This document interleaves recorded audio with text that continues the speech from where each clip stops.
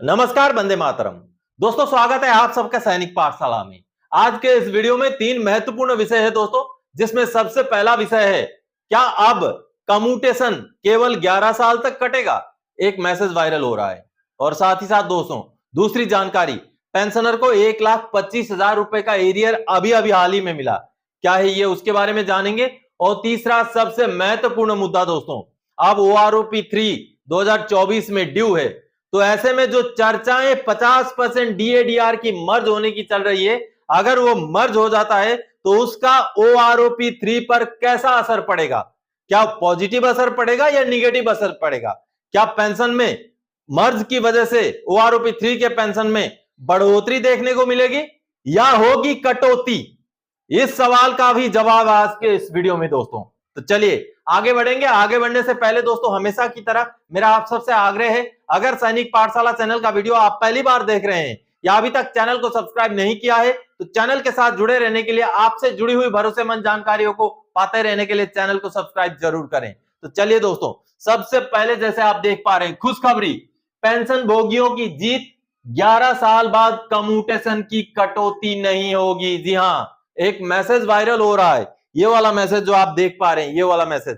अब इस मैसेज में यह बताया गया है दोस्तों कि अब 11 साल के बाद कटौती नहीं होगी कम्यूटेशन की, जहां पर बकायदा लिखा हुआ है, पेंशन भोगियों की जीत, 11 साल बाद कम्यूटेशन कटौती नहीं होगी।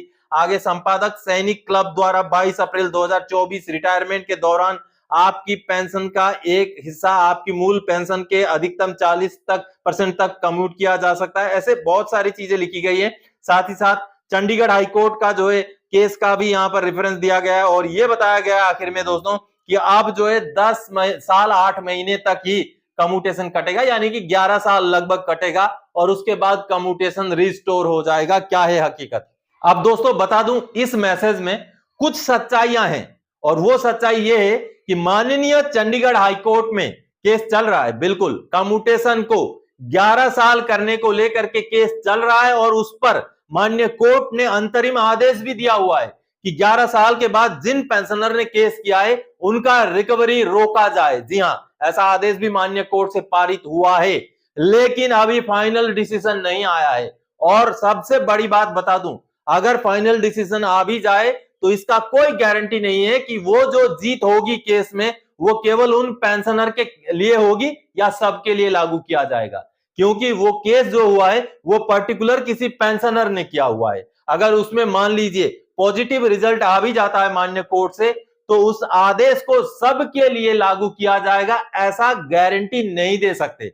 तो कहीं ना कहीं जो वायरल मैसेज है उसमें पूरी सच्चाई नहीं है। अभी हाल फिलहाल में आपका कम्यूटेशन 11 साल नहीं बल्कि जैसे 15 साल के लिए कट रहा है वैसे ही कटता रहेगा। हाँ, एक चीज बता दूं, जिनका भी कम्यूटेशन करते हुए 10 साल 11 साल हो गया है, वो इस केस के रेफरेंस में अगर चाहें तो मान्य कोर्ट जा सकते हैं। चलिए अगली जानकारी दोस्तों, राम राम सर जी, काम हो गया, मुझे 1,25,262 एरियर मिल गया, थैंक्स। जी हाँ दोस्तों, ये मुझे भेजा गया मैसेज है। चलिए मैं सबसे पहले मैसेज दिखाता हूं, ये वाला जो मैसेज आप देख पा रहे हैं, जिसमें पेंशनर ने लगभग आज से 2-2.5 महीने पहले ये मैसेज मुझे भेजा था। उन्होंने अपने हाथ से लिख करके उनकी शिकायत भेजी थी मुझे कि मेरा ये प्रॉब्लम है। देखिए आप देख पा रहे हैं, सर मैं आर्मी नंबर फलाना फलाना सिपाही रमेश पुजारी, इतना तारीख को आर्मी में भर्ती हुआ था, इतना को मैं रिटायर हुआ था, 19 साल की कलर सर्विस थी। इस तरीके से उन्होंने मुझे अपना शिकायत, अपना प्रॉब्लम भेजा था। उसके बाद उनका कहना यह था कि उनको OROP 2 के हिसाब से सही पेंशन नहीं मिल रहा था। तो मैंने उनको गाइड किया, कैसे कार्रवाई करना है, क्या करना है, सब कुछ मैंने समझाया। उसके बाद कल शाम को पेंशनर ने मुझे यह मैसेज भेजा है, देखिए देख पा रहे हैं आप, डियर रमेश पुजारी फलाना फलाना, your account number so and so is being credited with an amount of rupees 1,25,262 towards lump sum payment. यानी कि उनका OROP एडजस्ट हो गया, उनको एरियर के तौर पर 1,25,262 रुपए मिल रहे हैं, जो कि बड़ी बात है। जानकारी रखनी जरूरी है, आपका पैसा है ये, आपका हक है ये, इसमें मैंने कोई बड़ा काम नहीं किया, मैंने जस्ट आपको जगाने का काम किया है। मैंने बस आपको रास्ता दिखाया है कि आपने ऐसे कार्रवाई करना चाहिए। मैं सिर्फ और सिर्फ आपको रास्ता दिखा रहा हूं, आपको कैसे कार्रवाई करना है वो बता रहा हूं, आपको जगा रहा हूं कि अगर आपका कोई भी पुराना ड्यू भी पड़ा हुआ है तो उसको ना छोड़ें, वो सरकारी खाते में पड़ा रहे, इससे अच्छा वो आपका ड्यू है, आपका पैसा है, आपको मिले। बशर्ते आपको जानकारी रखनी जरूरी है, बशर्ते आपको सैनिक पाठशाला के वीडियोस देखते रहना है, ताकि आपका कुछ भी इस तरीके से छूटा हुआ चीज है तो आपको मिल सके।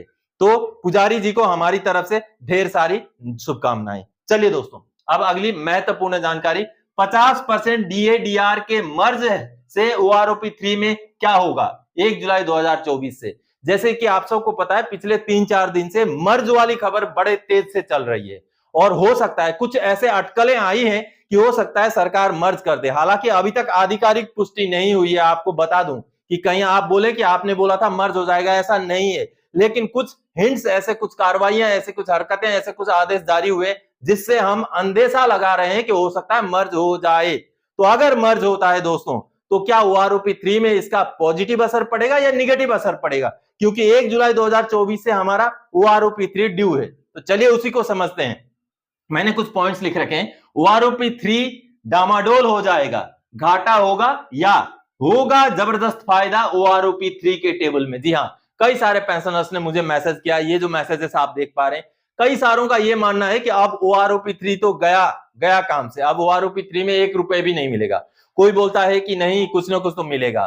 तो इस तरीके से पेंशनर्स के बीच में अभी ये सवाल मन में उठ रहा है कि चलिए मर्ज हो ना हो बाद की बात है, लेकिन अगर मर्ज होता है तो क्या फायदा होगा, क्या ओआरओपी 3 का टेबल बढ़ के मिलेगा या ओआरओपी 3 में हमें घाटा हो जाएगा। तो इसी चीज को अब मैं आपको कैलकुलेशन के जरिए समझाऊंगा दोस्तों, बिल्कुल आसान से भाषा में आपको समझाऊंगा कि किस तरीके से हमें फायदा होगा या नुकसान होगा मर्ज के बाद अगर हमारा ओआरओपी 3 लागू होता है तो। चलिए, इसके लिए मैंने कुछ आंकड़े यहां ले रखे हैं। ओआरओपी 3 एज पर करंट, यानी कि बगैर मर्ज हुए अगर ओआरओपी 3 मिलता है तो कैसे फायदा होगा, और मर्ज हो जाने के बाद ओआरओपी 3 मिलता है तो कैसे फायदा होगा। पूरा कैलकुलेशन को देखिए, समझिए, फिर आप भी समझ जाएंगे कि क्या फायदा होगा या नहीं होगा, मर्ज के बाद क्या नुकसान हो जाएगा ओआरओपी 3 में। तो चलिए, सबसे पहले एक पेंशन ले लेते हैं, एक हवलदार के 17 साल वाले का पेंशन ले लेते हैं, या जो सिपाही हैं जो एमएसपी लेके आए हवलदार का, उनका पेंशन ले लेते हैं।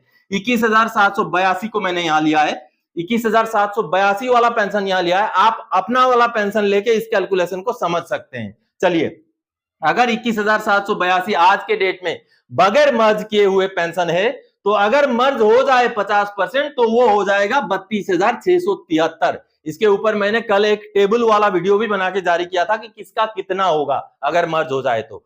अब इसका ओआरओपी 3 में कैसे असर होगा मैं आपको समझाता हूं। चलिए, अब ओआरओपी 3 में मान लीजिए मैं आंकड़ा ले रहा हूं, ओआरओपी 3 का यही आंकड़ा होगा, यही टेबल होगा, ऐसा मैं नहीं बोल रहा हूं, इसलिए समझने के लिए मान लीजिए मिनिमम 18,000, मिनिमम 18,000 और मैक्सिमम मान के चलते हैं 28,000।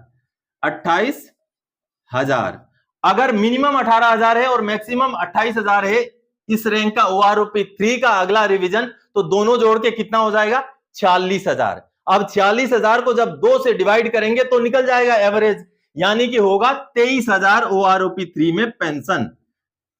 जिनका 21,782 आज है, उनका इस फॉर्मूले के हिसाब से बन जाएगा दोस्तों 23,000 रुपए ओआरओपी 3 में बेसिक पेंशन। ये मैं सिर्फ समझाने के लिए आंकड़े लिए हैं, ओआरओपी 3 में यही रिवीजन होगा ऐसा नहीं बोल रहा हूं, मैं बार बार क्लियर कर रहा हूं। चलिए, अब मर्ज के बाद समझते हैं। अब मान लीजिए मर्ज अगर हो जाता है तो जो 2023 का पेंशनर है उसका पेंशन भी तो मर्ज होगा, उसका भी तो मर्ज होके ही कैलकुलेशन में आएगा ओआरओपी 3 में।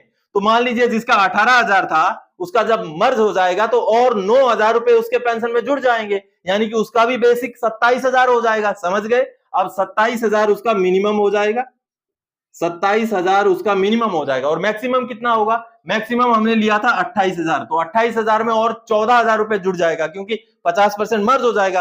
तो 14,000 जैसे जुड़ेगा कितना हो जाएगा दोस्तों, 42,000, 42,000 हो जाएगा। तो 42,000 और 27,000 को आप अगर जोड़ दे तो कितना हो जाएगा, 69,000 हो जाएगा। 69,000 का आधा हमें एवरेज के तौर पर ओआरओपी 3 का टेबल में आएगा, यानी कि कितना आएगा दोस्तों, वो आएगा 34,500 रुपए। ठीक है, अब आएगा ओआरओपी 3 में 34,500 रुपए। अब यहां पर बगैर मर्ज किए कितना आया, 23,000, यहां पर आया 34,500 रुपए। लेकिन अब समझिए, अब ये 23,000 और 21,782 में डिफरेंस कितना बन रहा है? वो डिफरेंस बन रहा है 1218 रुपए का। यानी कि OROP3 में बगैर मर्ज किए कितना बढ़ोतरी हुआ? 1218 रुपए का बढ़ोतरी हुआ। फिर से बोल रहा हूं, ये आंकड़े मैंने सिर्फ समझाने के लिए लिए हैं आपको, ठीक है। ये हो गया 1218 रुपए। अब आपको ये समझाता हूं, अब 34,500 इसका निकला था कितना? 32,673। ये मर्ज होने के बाद इतना निकला, मर्ज होने के बाद था कितना? इतना। तो दोनों में डिफरेंस कितना हो जाएगा? 1827 रुपए का। 1827 रुपए का बढ़ोतरी मिला OROP3 में। लेकिन अब खुशमत हुई है कि आपने सोचा होगा कि OROP3 में इसका मतलब 1218 के बजाय 1827 मिलेगा। नहीं, 1827 नहीं मिलेगा। ये भी तो 50% मर्ज वाला निकला है ना दोस्तों, क्योंकि अगर आप 1218 का 50% निकालेंगे तो वो निकलेगा 609 रुपए। अगर 1218 में 609 रुपए जोड़ेंगे आप तो यही निकलेगा आंकड़ा 1827 रुपए। यानी कि मर्ज होने से आपका OROP3 के टेबल में कोई असर नहीं होगा। हाँ, मर्ज होने की वजह से OROP3 जैसे लागू हो जाएगा, फायदा आगे मिलेगा जब DADR बढ़ेगा, क्योंकि जैसे मर्ज हो जाएगा DADR तो 0 से शुरू होगा, या जुलाई में जो भी 4% 3% होगा उससे शुरू होगा। लेकिन आगे जैसे ही DADR बढ़ता जाएगा वैसे हमें फायदा मिलेगा, क्योंकि DADR हमारा इस पे लगेगा और पहले इस पे लगता। मर्ज होने से पहले अगर OROP मिलता तो इसमें लगता, लेकिन मर्ज होने के बाद हमारा 1827 पे लगेगा। यानी कि दोस्तों OROP3 में मर्ज का बहुत ज्यादा असर नहीं होगा, लेकिन जैसे ही आगे DADR बढ़ेंगे मर्ज की वजह से हमें DADR का फायदा बढ़ता जाएगा। इसलिए मर्ज हो करके अगर OROP3 मिले तो कहीं ना कहीं फायदा है। यही आपने शायद समझा इस वीडियो से। तो ये है सटीक आकलन। तो आप चिंता ना करें कि आप सोच रहे हो कि मर्ज होने के बाद OROP3 मिला तो डामाडोल हो जाएगा, कुछ नहीं मिलेगा। ऐसा नहीं है। मर्ज से OROP3 में सीधा सीधा कोई भी असर नहीं पड़ेगा, लेकिन दूर तक अगर हम देखें तो जैसे DADR बढ़ता जाएगा हमें फायदा, बढ़ोतरी जरूर मिलेगा दोस्तों।